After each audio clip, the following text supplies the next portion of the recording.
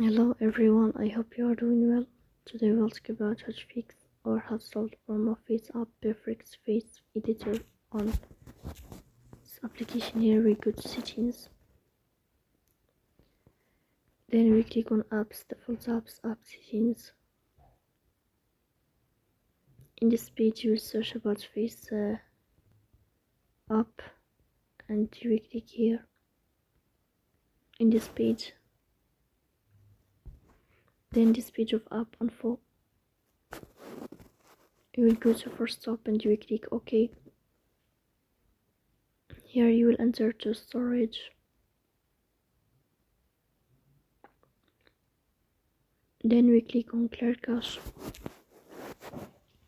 Here we turn on your airplane mode and you will turn off your airplane mode again to fix that problem. So please don't forget to press the bell icon.